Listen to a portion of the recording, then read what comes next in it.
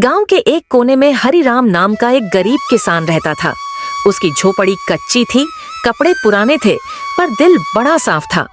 हरिराम के पास बस आधा एकड़ जमीन थी, जिस पर वह हर साल खेती करता था। बारिश अगर ठीक हो जाए तो घर में 2 वक्त की रोटी मिल जाती, और अगर मौसम रूठ जाए तो कई दिन भूख में ही निकल जाते। हरिराम सुबह सूरज निकलने से पहले उठता, बैलों को पानी पिलाता और खेत की ओर निकल जाता। उसकी पत्नी गोमती दिन भर घर के छोटे मोटे कामों में लगी रहती और कभी कभी दूसरों के घर बर्तन धोने भी चली जाती, ताकि कुछ पैसे आ जाए। एक साल बारिश बिल्कुल नहीं हुई, खेत सूख गए, फसल मुरझा गई। गांव के कई किसानों ने शहर की ओर पलायन शुरू कर दिया। हरिराम के पास न तो पैसे थे, न कोई सहारा, मगर उसने गांव छोड़ने से इनकार कर दिया। वह रोज अपने सूखे खेत में जाकर मिट्टी को हाथ से सहलाता और भगवान से प्रार्थना करता, हे ईश्वर, मेरे खेत में भी कभी हरियाली आएगी क्या? दिन बीतते गए और हालात और खराब होते गए।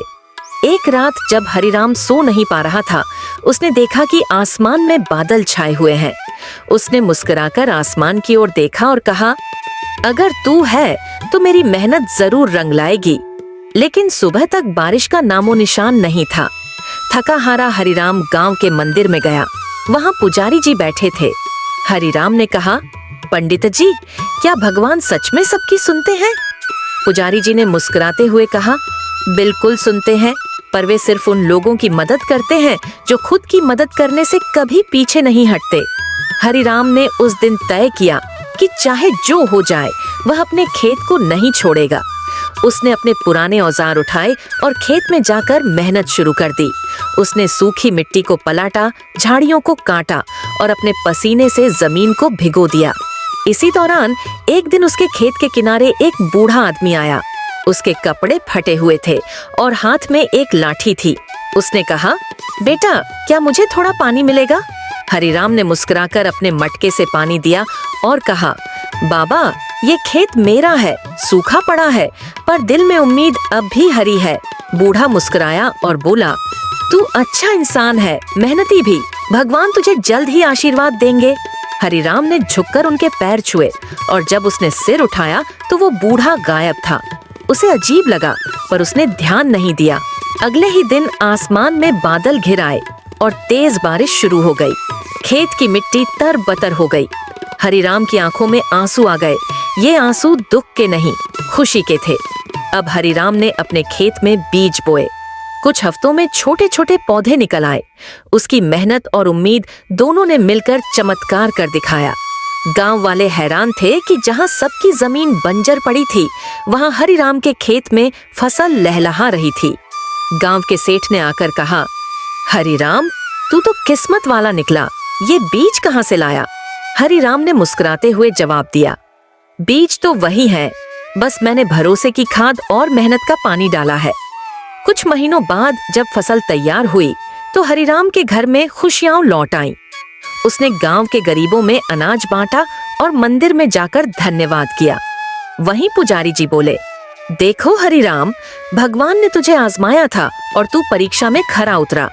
हरिराम ने हंसते हुए कहा, पंडित जी, भगवान ने मेरी मदद तब की जब मैंने खुद पर भरोसा करना सीखा। फसल बेचकर हरिराम ने अपनी झोपड़ी की जगह एक छोटा सा पक्का घर बनाया।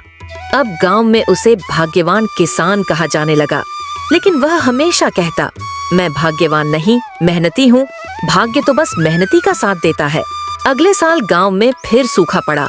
इस बार कई लोग हरिराम के पास सलाह लेने आए। उसने सबको समझाया, भगवान की कृपा उन पर होती है जो हिम्मत नहीं हारते। सूखा हो या आंधी, खेत को कभी मत छोड़ो, मिट्टी में भगवान बसते हैं। हरिराम अब सिर्फ किसान नहीं रहा था, वह गांव के लिए प्रेरणा बन गया था। उसकी कहानी सुनकर आसपास के गांवों के लोग भी मेहनत और ईमानदारी का महत्व समझने लगे।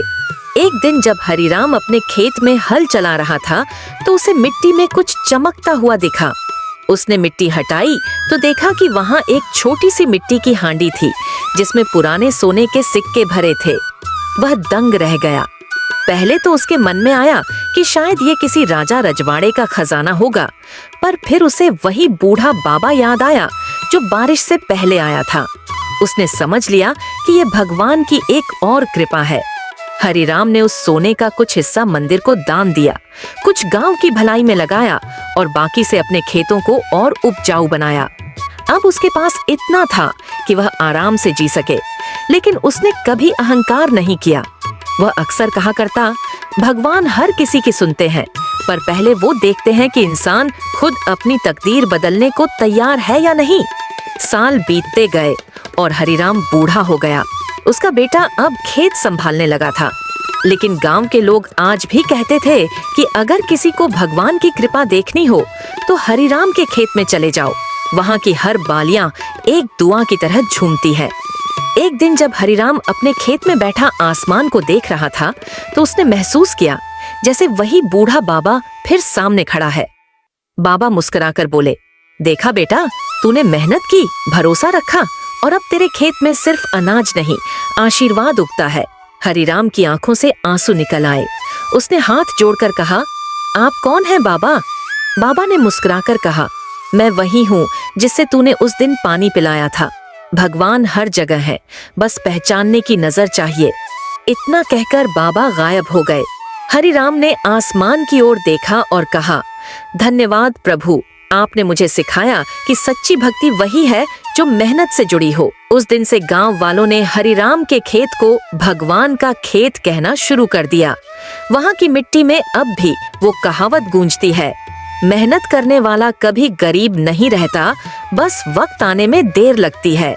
अगर आपको हमारी कहानी पसंद आई हो तो वीडियो को लाइक करें, चैनल को सब्सक्राइब करें और घंटी को ऑल पर सेट करें ताकि कोई भी नई कहानी मिस न हो।